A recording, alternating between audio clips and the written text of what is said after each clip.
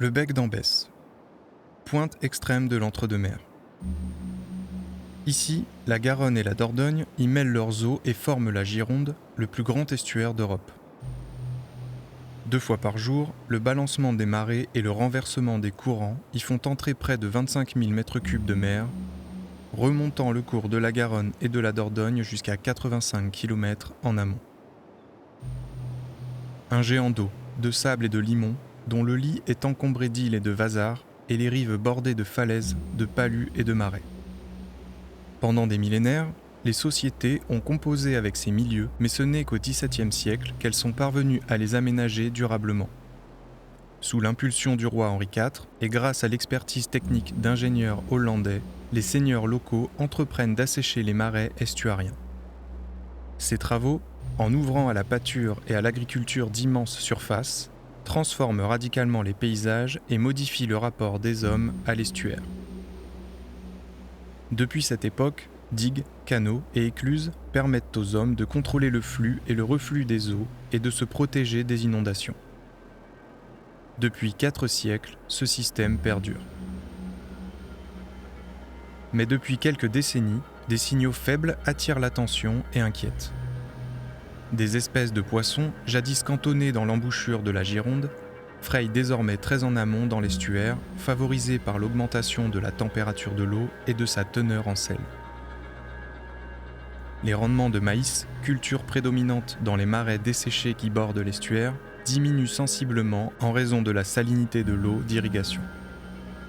Des événements météorologiques extrêmes se répètent, provoquant des submersions et des inondations parfois catastrophiques.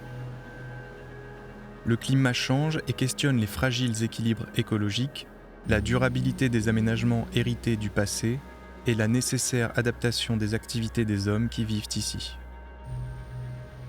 La submersion des terres inquiète particulièrement et les zones humides, asséchées avec constance pendant des siècles, sont regardées avec de nouveaux yeux par les acteurs du territoire.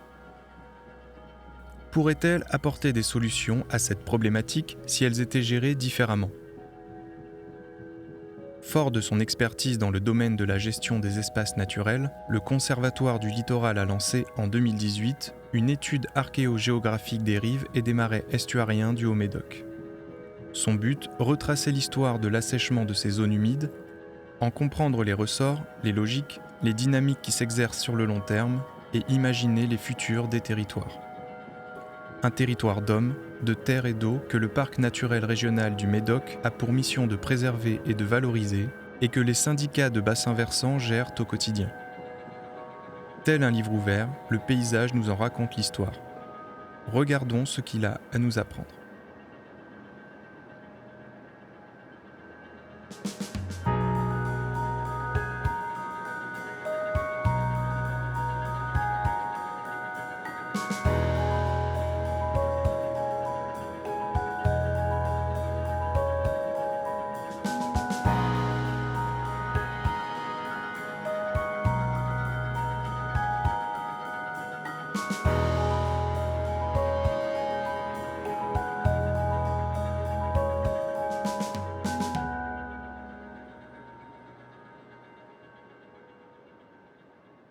Sur la plaine alluviale, entre Margaux et Cantenac, les photographies aériennes attirent notre attention sur une série de formes en amande qui rappellent celles de l'île de la Tour de Mons, au milieu du bras de Mâcon.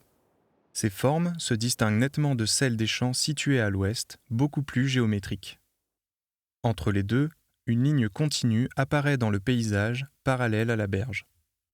La carte altimétrique montre que cette ligne correspond à une rupture franche de la topographie de l'ordre d'1,5 m d'altitude et qu'elle s'étire sur une quinzaine de kilomètres de l'embouchure du marais d'Arcin au nord à celle de la Jalle de Métivier sur la commune de Ludon-Médoc au sud.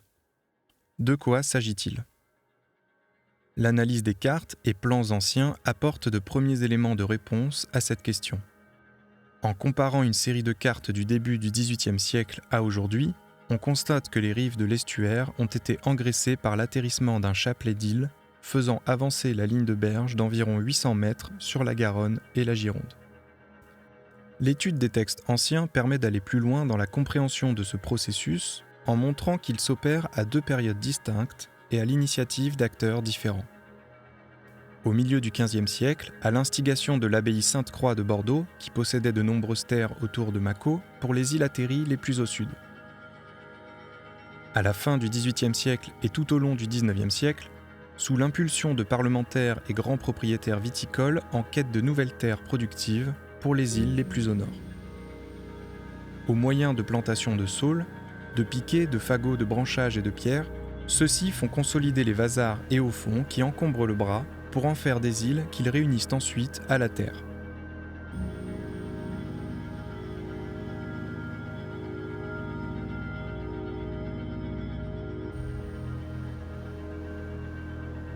Entre la fin du XVe et la fin du XIXe siècle, ce sont ainsi plus de 1000 hectares qui ont été gagnés sur la Garonne et la Gironde.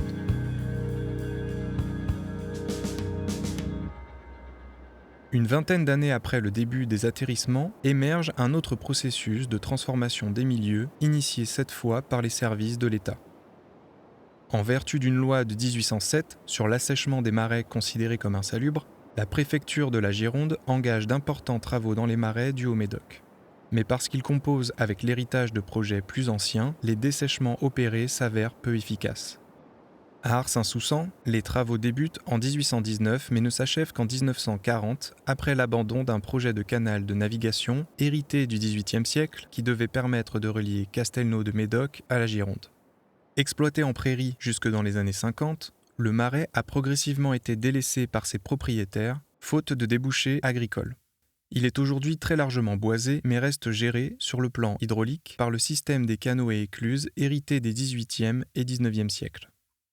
À Bechevel, le service des ponts et chaussées élabore un projet fondé sur l'association d'un canal central, creusé à la fin du XVIIIe siècle par les propriétaires viticoles riverains, et de chenaux de ceinture fermés par des écluses. Ce projet, consolidé tout au long du XIXe siècle, va apporter aux propriétaires du marais une certaine prospérité jusqu'à ce que des inondations, liées à l'assainissement des Landes, ne mettent à mal l'équilibre du marais à partir du début du XXe siècle. En dépit d'améliorations obtenues par l'élargissement des fossés et le renforcement des ouvrages de protection, le marais de Bechevel est lui aussi aujourd'hui en grande partie boisé. Quant au marais de la Barde et de Cantenac, les travaux initiés respectivement en 1827 et 1839 ne parviendront jamais à un assèchement satisfaisant. Outre l'inefficacité du réseau hydraulique, cet échec s'explique par l'accumulation de barrières matérielles entre le marais et l'estuaire, telles que l'île aux Vaches, la route départementale et la voie ferrée, qui ralentissent l'écoulement de l'eau.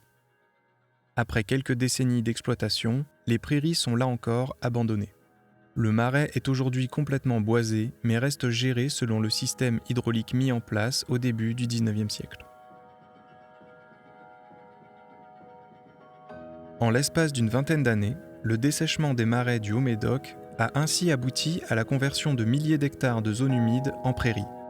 Mais l'inefficacité structurelle des réseaux de drainage et les mutations de l'agriculture de la seconde moitié du XXe en ont condamné progressivement l'exploitation, de sorte que les marais ont aujourd'hui perdu leur vocation ancienne.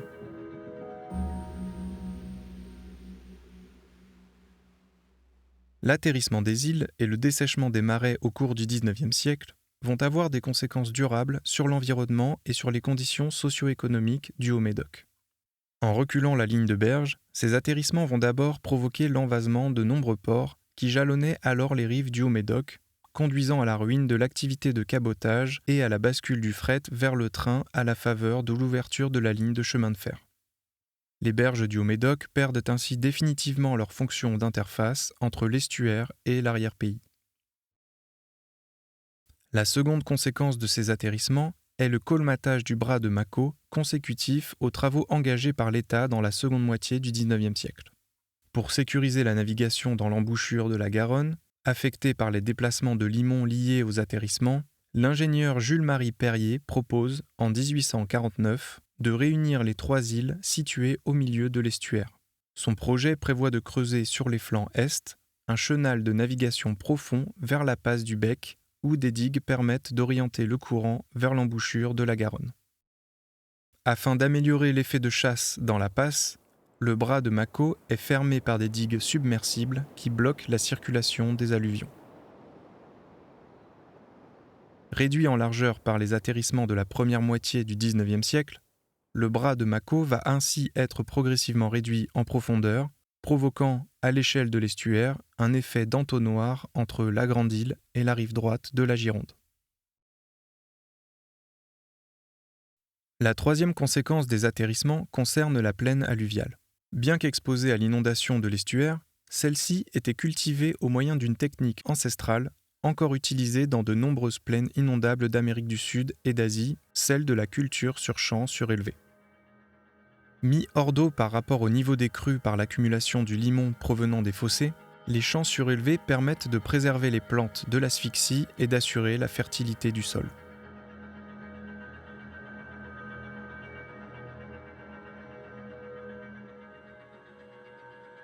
La cartographie des microreliefs de la Palue permet d'identifier nombre de ces champs surélevés anciens, formant des ensembles compacts sur toute la longueur de la plaine alluviale. L'atterrissement des îles au cours du XIXe siècle et l'édification d'un rideau de digues pour les protéger vont rompre cette construction très résiliente en bloquant son inondation et donc sa recharge en limon.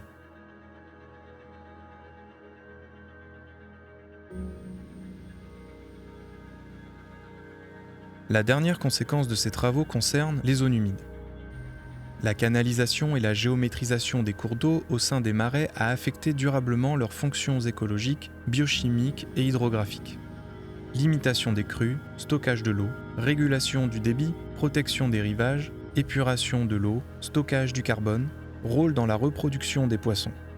La réduction de ces services écosystémiques a rendu ce territoire plus vulnérable aux inondations et à la submersion.